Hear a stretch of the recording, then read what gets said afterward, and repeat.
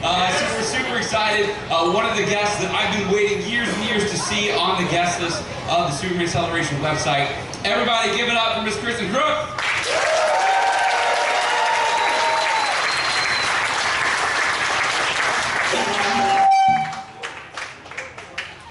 Kristin, thank you so much for being here. It's great to be here. We're so excited for you to be here. This is the biggest gathering of Smallville fans in one room you're probably going to see in a while. Yes. So tell us. Let's start with this. How did you start into the show? How were you cast? What was that process like? Yeah, I mean, this is back in the olden days of, I think, 2001 or 2000 even. But they were doing a massive casting call because this was a big show. It was like a 13-episode pickup, which never happened back then. Now with streamers and stuff like that, it's more common. And so they were doing a casting call all over, I think, the world. And so there was a casting director in Vancouver, and I was new, and I was just auditioning for a bunch of stuff. And I went in and I read, and they liked me, so they brought me in to test, and I went to LA, which was my first time in Los Angeles ever in my life. My agent picked me up to take me to LA, and I met David Nutter and all the Warner Brothers people, and then I got the job.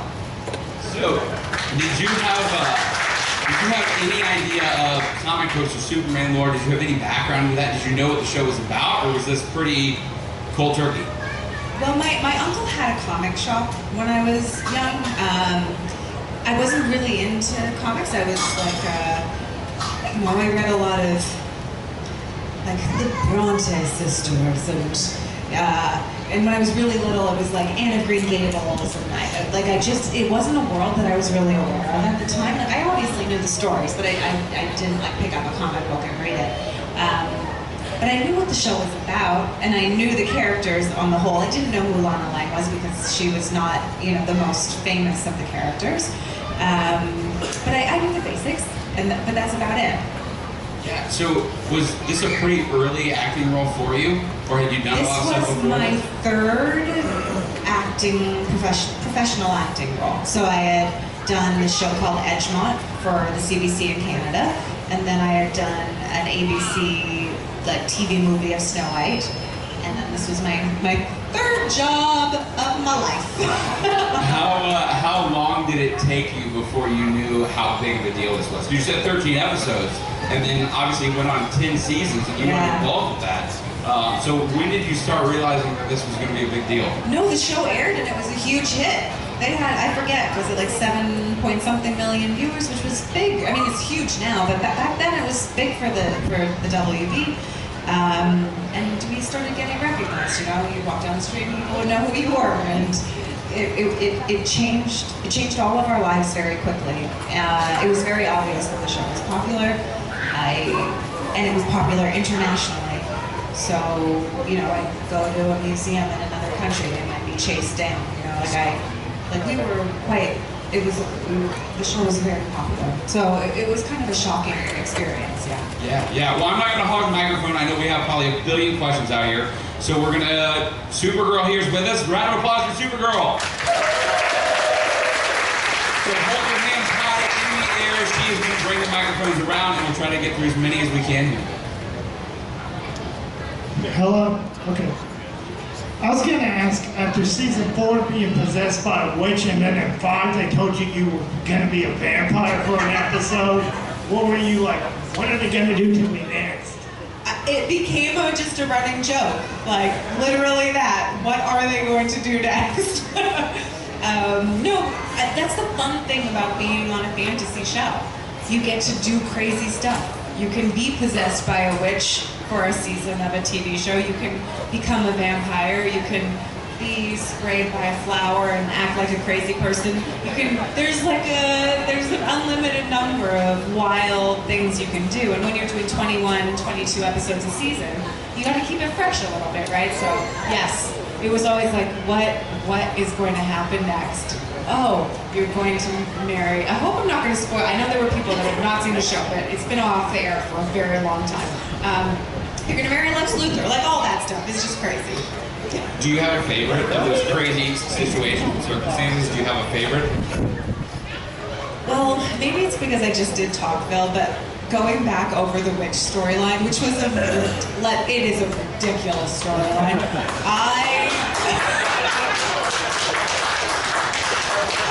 It was fun. It was so silly. But it's fun to do something that's so non-serious when a lot of the time everything's very serious. Hi, Kristin. Hey. My question is, what was it like having Superman's powers in some episodes? Yeah, that was fun. I always admired Tom's ability to play all of that stuff because it was silly in person, you know? When there's no effects and the person's just like, it looks pretty dumb. But he took it so seriously and he did such a good job, so having to do that stuff, and mostly mine was mostly physical stuff, but I enjoyed doing it. It was really fun. Thanks, yeah.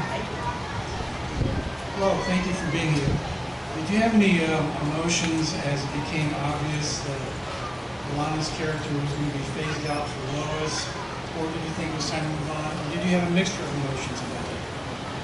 I didn't think about it, honestly, and I didn't think of it that way. I never did. I thought they were two different storylines, and I really struggle with the idea that one woman replaces another woman, and I struggle with the idea that these women's lives don't continue on and they aren't full of beautiful lives. So I don't know that she was replaced by someone else. I think that her connection to Clark changes and she builds her own future, and that's how I saw it anyway.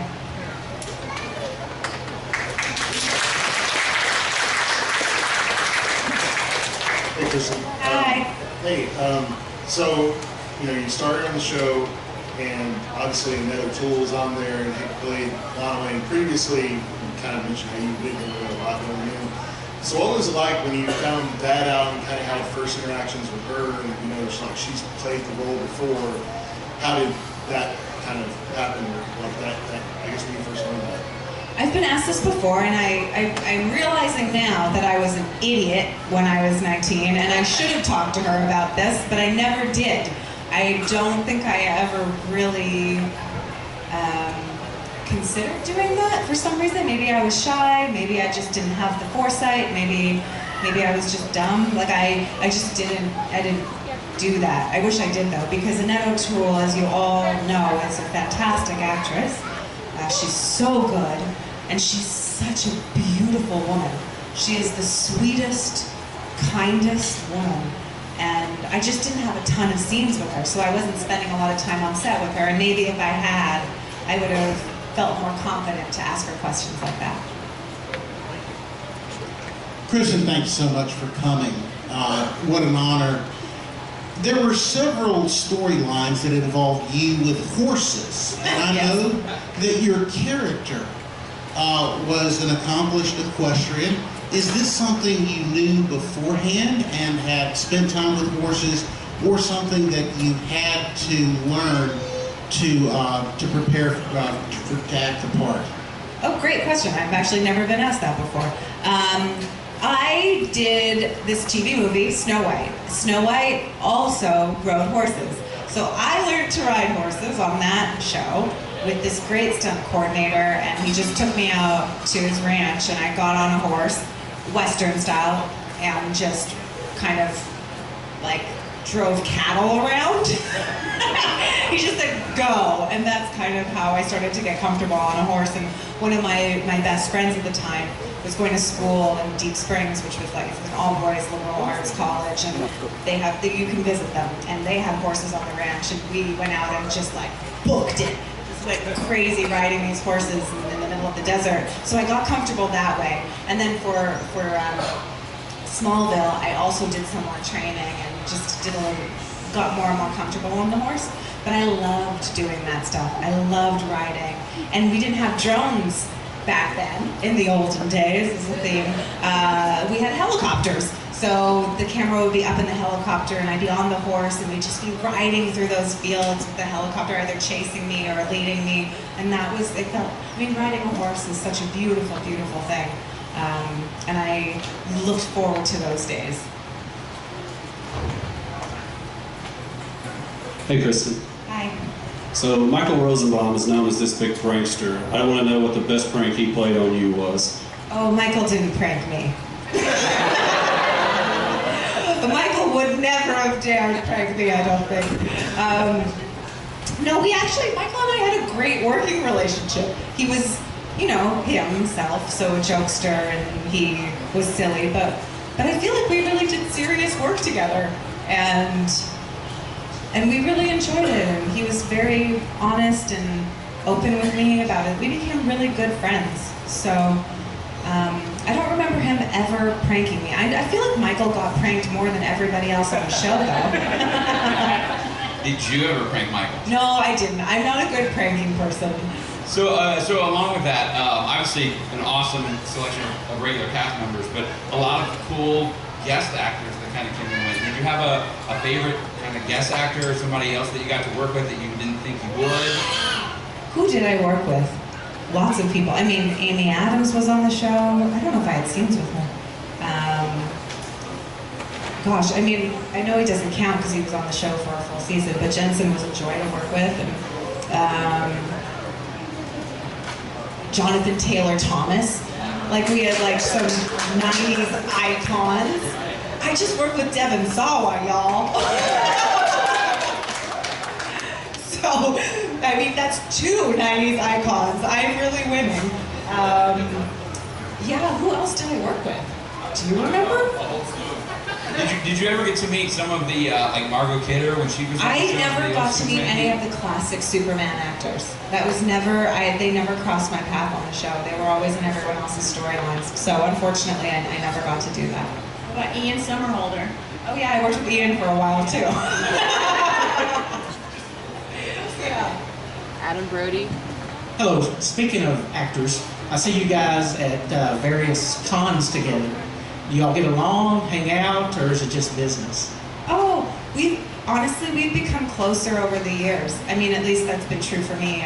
Michael and I were friends on the show, and we'd have dinner when I was in LA or whatever. Tom and I got along really well as co-stars, but we never hung out outside of the show, so being on this convention circuit has been really nice. I feel like I've gotten to know them all way better. And Erica and I, because we kind of were, ships in the night, we passed each other. We always got along, but she and I are friends now, We both live in Vancouver, and we just went out for a lunch the other day, and we share our lives together. And we've got this Washington con that we're going to, and we'll drive down together. And, she's my friend, and she's a beautiful, beautiful person, and I feel really lucky that I've been able to get to know her more deeply over these years. And I think a part of why that's happened is because of this, and partly because of you guys, which is pretty amazing. You've facilitated some beautiful relationships.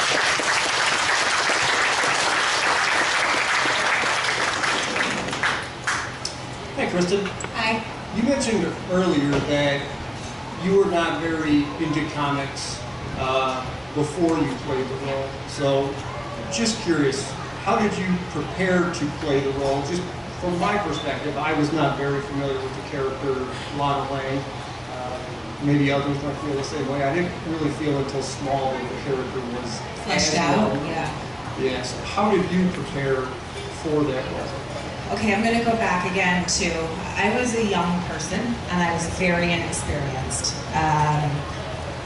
I took the scripts that I was given, and I think they gave us a hardback kind of history of Superman kind of dealio, and I looked at that, but I kind of went with the idea that this story was its own story, and I was going to focus on the character that existed on the page as I could see her.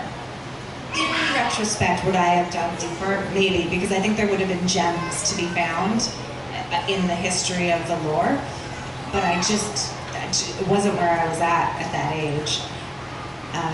So I really looked at what was there, and I tried to build her from that point to the best of my ability. I would absolutely do it differently today. Thank you, I appreciate that. Yeah, thank you. Are you happy with how the character ended? Would you have changed that at all? Or if you could rewrite the script, is that how Lana would have ended in Smallville? The way that Lana ended in Smallville, I liked based on the story that Smallville told. I liked that she got to have her independence and got to find a path forward for herself that was tied to what she believed in, her moral compass, her values. I liked that she got to separate herself from these men. If the show had been a different show, would there have been a different ending? Maybe, yes, but I like that because her stories were so tied to these, really these two men and then other men too. There were so many men along the way. It was such a nice thing for her to honor herself. Hey, Kristin. Hi. Would you ever be open to a Smallville reunion? Like on camera, you mean? Yeah. Yep. Yeah, I mean, we've talked about this a lot. I think we're all open to it. I know that everyone's, you know, we're not babies anymore, and the boys have been working on this animated thing for a million years now. I don't know what's happening with that, but that has been the main idea, I think, moving forward. You guys probably know more about what's happened with it. It's still in limbo. I don't know, but I think that is the path forward if it gets approved and if they move forward with it at all. But yes, of course. Hi, Kristin. How are you? Good, how are you? Oh, good. How do you like our Metropolis? Oh, it's great. It's a little different than yours. I was going to ask you, I know you like to read. I know that's one of your big things. And I know you also like to volunteer and contribute. I was wondering, what are your passions right now in terms of reading and volunteerism? Well, I just did this little event for like youth mental health, which I think is really important. I don't know if you guys are all following all the studies and stuff that are coming out, the rise in anxiety and depression, and so I feel like it's important for us to focus on our young folks. Reading-wise, I just finished a book, actually, on anxiety in Gen Z, hilarious, or Z, whatever, wherever I am. And I just did a television series, I shot a television series that's going to air in the fall called Murder in a Small Town. There's a book series with that. And the books are from like the 80s, 90s, so they're going to re-release them, and I've been looking at that too. And they're going to release audiobooks also, so yeah. Yes. Hi, Kristin. Where are you? I'm over. Oh, yes, hi. I think you did a fantastic job on Smallville. Thank you. You mentioned some castmates. I got a question for one that kind of got into some trouble and went on the dark side. Allison Mack, do you speak with her any? No, I no longer speak with her. I think she's probably, I don't know. I don't know what she's doing. I don't know. But I hope that she's healing and that, you know, she's doing well for herself. Hi, Kristin. Hi. First, I wanted to ask about working with Patrick Cassidy. Oh my God, I love him. Yeah. And he had very deep Superman ties. Like his father was in a musical, and he was on Lois and Clark and Smallville. Oh yeah, I didn't remember all that. He's so handsome. He was so lovely to work with. I remember working with him and just really getting along with him, and the scenes felt easy. And I mean, that was a while ago, but I do remember just being a joy to work with that man. Yeah, yes. It probably comes from coming from an acting family. That he's totally. Yeah, that family's a legacy family, aren't they? Yeah. And my second question is, any stories from the set of Burden of Truth? Stories like how? Any funny, anything. Okay, so here's the thing. Canadian television has no money. We don't have a lot of money in Canadian TV. Thus, we have to shoot a lot of pages in a short amount of time, and so we're really going really fast, and it's hard to have like a ton of play or fun. So really on that show, the play came from our enjoyment of each other, because that was a tight-knit group of people. We were tight. And so mostly it was like giggling and laughing and going delusional and crazy, shooting night shoot court scenes from 5 p.m. when the courts would close till 7 a.m. and just like doing block shooting of massive amounts of dialogue when you're like delirious at like whatever 2 a.m. doing massive exposition. But like giggling the whole time. Like that's kind of the stuff that show is like. Oh, and like it's Winnipeg. So for those of you who don't know, Winnipeg's very buggy. And there was one year where we just had swarms of ladybugs, but they're fake ladybugs because they bite you. And I have this necklace. I've got a heart one on, and this was a necklace I got after season 1 from Burden of Truth. And it's just like a little ladybug on it from that season. All the way in the back here. Okay. Hey, Kristin. Hi. Will you marry me? I don't know you. Right. Serious question. I know you were in the movie Eurotrip. I really enjoyed your part in that movie. What was that experience like? Eurotrip? Yes, ma'am. Goofy, as you would expect. Yeah, I went all the way out to Prague to shoot that. And that was a night shoot also. So, I mean, I had one day shoot and then I had a night shoot, which was really just what you saw in the movie. All night long, I just danced and made out with Matt Damon. Yep, that's my job, folks. And I danced so much I was sore the next morning. It was silly, and then I, hung out in Prague and went to these bars and had beer and watched bands. Like that's like all my jobs like that are these funny little amalgams of the job itself and also the experience that I got to have doing the job. And I get to keep all those memories kind of in these pockets in my mind, which is really lovely. So people come and they say, Scotty doesn't know, and I have that, but I also have this life memory that I get to carry with me that I bring up almost every time that people come and talk to me about it. My name's Dave, by the way. Huh? You want to go on a date? He said his name is Dave. His name is Dave. Hi, Dave! In case you wanted to write it down. So along with Prague, I'm sure as an actress you get to go all over the place. Do you have a favorite shooting location or any other places you got to go that really stick out to you? Yes. I did a really good movie called Street Fighter: The Legend of Chun-Li. Everyone watch it. If you want to have a silly time, anyway, that shot in Thailand, and I got to live in Bangkok for a bunch of months, and that was wonderful. Hard shoot, but wonderful experience. And then I did a movie called Partition, and I shot in India, in Chandigarh in India, and then a little bit further up north, and I loved that also. And I shot Ben-Hur in Morocco, so in the desert in Ouarzazate, and that was beautiful. And got to work with the lovely Alex Kingston, and yeah, I think she played my mom. But yeah, I've had some wonderful. I've been so lucky. I've been just so lucky. Yeah. Hi, Kristin. Hi. I also loved you in Beauty and the Beast. Thank you. Yes. Back to Smallville. Who's the better kisser, Tom or Michael? Tom's never cared about this. Michael has been trying to get this out of me for I don't know how long. And I can never say. I can never.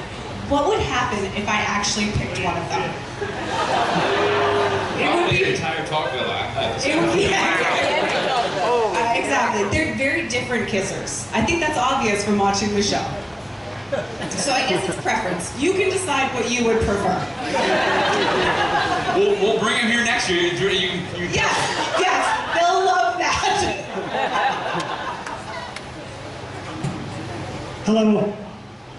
So this is a little bit of a deeper question. Okay, that's fine. But if you, Kristin, now could have a conversation with high school Lana, knowing the journey she's about to go through for the next 6 or 7 years, what would you tell her?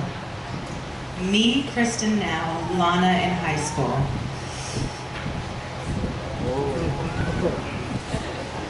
I don't know. Maybe.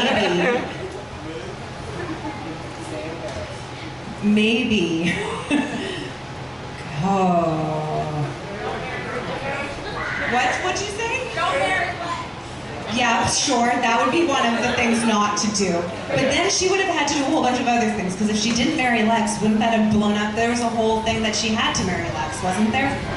Like, it wasn't like she did it just because she wanted to. It was blackmail. Yeah, she had just again, yes, as he saved hers many times, the tragedy of their romance. Maybe, I don't know, part of me wants her to just avoid that tall, dark-haired, blue-eyed guy. Just avoid him entirely. I know he's beautiful and his heart's so good but maybe if she, what would have happened if she just went to therapy and found a caretaker who wasn't Nell and lived a normal life? What could have been? So to piggyback on that, I think Lana's in Smallville is probably the character who goes through the most development. And you see a huge change in who she is, and you mentioned becoming a woman and what that means. And was that script, or was that you who kind of pushed those changes? Because I thought it was a lot of your acting. Oh, thank you. I think it was both, as it always is. It's like a collaboration, but I think the writers were it was obvious that she needed to grow. There was no way that Lana could continue, and I think for everybody watching it too, it gets frustrating when a character keeps making the same mistakes over and over and over again, and it facilitates a certain kind of storytelling, especially when someone needs to be saved, and it propels that kind of storytelling. And if you need to keep characters apart romantically, which was very much what we were doing in those days, just keep them apart as long as you can. But it gets frustrating. So I think the writers helped build her, and also I helped build her, and also I got older. You know, like when you watch those first seasons, like I have a voice that's very, very quiet and small and whispery and weak, and as I get older, I kind of settle into myself, and I didn't make a choice to talk like that. I was just scared. And so as I got less scared, she got less scared, and we kind of grew together. I was wondering, you had a lot of stunts and wire work. Did you do some of your own stunts? Yes. Wire work? Yeah, I love doing wire work. Well, flying and stuff like that. Yeah, I did. So, I mean, I guess, because I see what the boys are, so they did that China episode recently, I think, yeah. But I did a bunch of that wire work. You can tell because it's not perfect. And the stunties are much more perfect than I am at doing that stuff, but I love it. And because of my gymnastics training, I'm really good at maneuvering myself in the air. And I did Street Fighter, and I did a lot of the wire work in that too. And that was just so much fun. You just go to train every day. And I'm also pretty good at picking up choreography because of all of the dance and stuff that I've done, and you remember those things. So yeah, I did a bunch of that work. Always, we had stunt doubles too. Always, always, always. It was always 12 of us. But I think when you watch it, you can tell when it's me and when it's not me, because I'm not quite as good as they are. Oh, hi again. Hi again. Did the show ever reach out to you about coming back for season 10? Yes. There's no dirt. I just didn't want, I just wanted her to be off in imaginary land. I wanted her to keep living the life that she had gone off to live, and I didn't want to bring her back into the world. I really struggled with all the love triangle stuff, and I couldn't see how there wasn't a storyline that became about that it became about. I just didn't see how it would ever be a story, just because of the nature of the show. It's about Clark, it's not about anybody else, really. I mean, it's also about Lex, it's a two-hander that way, but I just couldn't see how we come back and close this, like add another closure to the story where it wasn't just about Clark and Lois, you know? Kristin. Hi. In the episode coming up to where you were going to be blown up in a truck at the very end of the season. Right. When you read the script for that, did you think that they were getting rid of the Lana character then, or did you know you were coming back the next year? I feel like I must have known, because I don't remember reading it like that. I mean, that was season 7, right? Yeah. So it was strike. Yeah. So it was the Very writer's active strike, and I was going to go do a movie. So I was going to go do Street Fighter. I think they let me out a little early so that I could go shoot that movie. And so we had talked about it, and I knew that I was going to come back to close out a storyline in 8. That is the kind of the deal that we came to. So yeah, that's why I didn't have like I wasn't like, ah, what's happening? I hope they wouldn't do it that way either. If they were going to kill somebody abruptly, I hope they would have a chat with them beforehand, but sometimes they don't.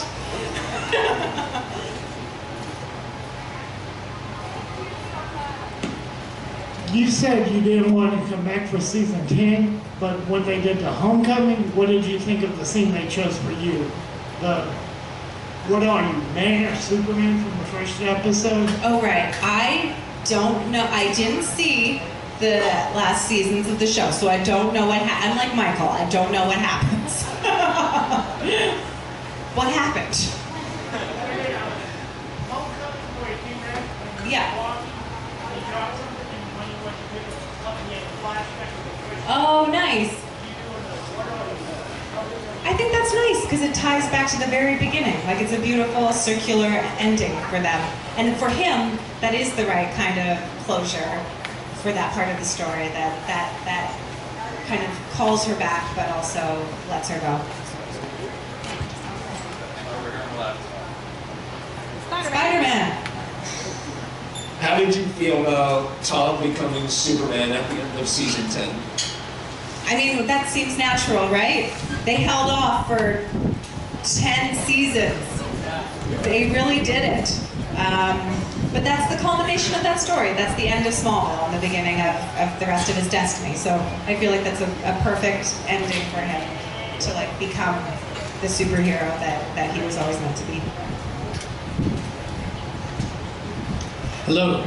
Hi. Do you feel yourself, and then with people you work with, is there any kind of special feeling about being involved in this whole Superman thing that, you know, some people come into a show, it's just another job or whatever. Do you personally, and then do you feel the people that you work with, wow, this is a bigger deal, at least to people like us who are here? You know what? I feel like that feeling has grown. I mean, listen, I'm sitting here talking with all of you guys here today. We're, what, 2024? We're a long time from this show. And I don't know if all of us understood when we were in it what it meant and what Superman meant to people. But we certainly do now. And I think we have for many years at this point. But the understanding only deepens. And obviously at the time, our show airs 2001, right after 9/11. Like, it's a really important time in the history of the world, and I think that it really tied into the idea of Superman. It was just like this collision of current events and history of this character. And so we understood that, but maybe I can't speak for everybody else, but again, I was young, and I think only now am I fully understanding the specialness. And I think we can relate to each other as cast members, as people who got to be involved in this show. We can relate to each other on a deeper level because of that understanding. All right, another question. I've watched the show through Smallville several times, but recently my wife watched it with me. I finally talked to her and sitting down and going through it. And over, as we're watching it, we're like, why doesn't Clark just tell Lana? Why doesn't he just, you know, how do you think Lana would have handled that? I think she would have handled it well and been fine with it. Of course. I agree. I always thought Lana would have handled it well, and I think that a lot of the reason why he didn't tell her, let's say character-wise, was because of his own insecurity and his own uncertainty and his own fears of not being loved or accepted. I mean, that makes sense. He's an alien from another planet. He's weird. You know, you might not want to tell the person that you want validation from something that you think might alienate you from them. But I also think a part of why he never told her was just practical. If Lana had known story-wise, then what? Like, what do you do with that story? I think there are options, but the way that we were shooting TV at the time, if she had known, it really would have altered the course of the show. And I think they needed him to be an outsider for as long as possible for the show to work, because that's what it was about. It was about being a teenager, being an outsider, being weird, and not fitting in, and feeling insecure, and fumbling through puberty, and like that's what the show was about. And if the love of your life accepts you, or the love of your life at that time accepts you, then what? I don't know. I think that, anyway, that's my theory about it. Do you have a favorite episode? I've settled on a few that I say because I don't actually remember all the episodes. But I really loved shooting Lexmas, and I remember liking the episode itself. And I also really liked Requiem, which was a devastating episode, but it's a good episode. Yeah. All right, we don't have a whole lot of time left, so we got a couple more questions. So make sure you raise your hands real big and tall here, and we get through a couple more. So back in the middle here. Kristin, quick question. Yeah. Have you ever had a time where you felt threatened by a fan who had gone past their boundaries or something that you like stalking? Yes. How did you handle it? When it was back on set, it was security. We ended up having security on set. I had a stalker, once. There's a funny thing where, look, we're all fans of things. Like, we all love stuff. Like, I hope we are. That's part of what being human's about. Like, you are passionate about stuff, and it's beautiful. And if we're lucky, we get to relate to aspects of that thing that we love. I think when we go too far, it's like we've built, and I think in this day and age with social media, and we all have accounts and we can all communicate with each other, I think this is even more prevalent, where we think we know people deeply, even though we don't know them deeply, and build an imaginary relationship with that person. And then that person disappoints you. And then when it's a destructive thing, it becomes kind of angry when that person disappoints you, and that's when it can get scary. But other than that, and I think that's not super common, I don't think that's the norm. I think that we can have these relationships with each other and understand the nature of those relationships and build them within the confines of that. But yes, I've had a few experiences, but the vast majority of my experiences are like this: positive, fruitful, we can have good conversations, we can kind of meet each other from different places, different points, different viewpoints. We don't all have the same political beliefs. We don't all have the same, we don't live in the same parts of the world. We're in different, economic conditions. We our different races and backgrounds, and it's beautiful that we get to share that with each other, tied together by this television show. That's really special. And I think that's the majority of what this experience is.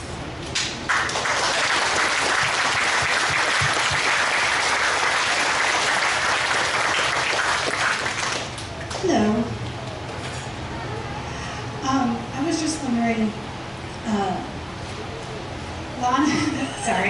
Lois comes in like a wrecking ball, and she's so strong and assertive and bold, and Lana is confident and assertive in her own very different way. It's much more subtle. And so many girls related to that, I think. Oh, that's lovely. And then she hit her woman scorned timeline and really changed. And I think that for a lot of girls watching that throughout that period of time were influenced by the different levels of Lana. And I was wondering if you were aware of that at the time that you were filming it. No, I don't think I was. That's lovely to hear. I do think, because Lana's, I relate to this in Lana, I think. But she was strong, but she also had a lot of crap that she was dealing with. And she swallowed it. She swallowed a lot of things, and she held it in. And I think a lot of women do that. We keep that anger, and we keep that kind of contained. And if we don't face it or deal with it or find ways to heal it or to say the things that we don't want to say or to express it, sometimes it comes out in maybe more destructive ways. It's interesting. She did go through a big journey, and she worked really hard to get to a place of peace. And I think I appreciate that other women would have, or girls and women would have been going through that as well. Yeah, thank you. Hi. Hi, Kristin. Hi. First, I love you. Second. Oh, thank you. 2 questions. Do you miss Lana? First one. And how is your relationship with the character Superman now? Do you watch some episodes of Superman and Lois, the new movies? How is your relationship? It's funny. I think doing these conventions, I think about Lana more than I ever have since I left the show. And I know a few years back, someone had asked me like, what would Lana's favorite book be? And I really took it to heart. I thought about it for months. And I was just reading a book, and I was like, oh gosh, this is Lana's book. Like, I just saw so many themes of her in it. And so I guess to answer your question, yes, there are ways in which I miss her. She's a very interesting character. And I wish I was more, like, I think I was conscious of it then, but now looking back, I'm even more aware of the layers of her that exist. So yes, I do miss her. I'm curious about her. I'm curious about where she's at and what she's chosen to do with her life.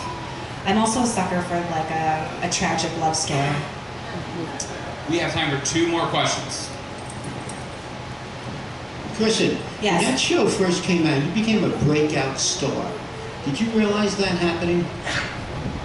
Yes, I guess. I don't think I would have called it that necessarily, but listen, my life changed. I love my anonymity. I literally was no longer anonymous. I was not just a person on the street. A lot of people didn't watch the show, and there were lots of people who didn't know who I was, but anywhere I went, I knew that I would be watched. Anywhere. Now you mentioned about like running away. Did you feel like you were one of the Beatles? No. Definitely not that famous. And it's true, and I wasn't a cute boy with like a young female following. That's intense. Thank you very much. Thank you. All right, guys, one more question. One more. We have one back there. On my way. Fly, supergirl, fly.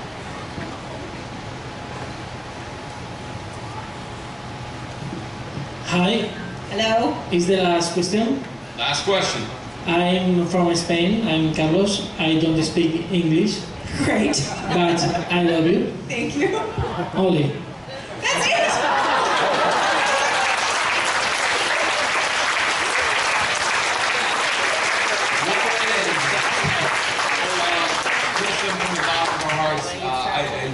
I don't think we can express to you, I mean, speak on behalf of so many, what Smallville is in our lives. We appreciate you so much for being here. Everyone, she's going to be here this afternoon. She's going to be here tomorrow. Autographs, pictures. Make sure you stop by and say hi. We thank you so much. One more round of applause.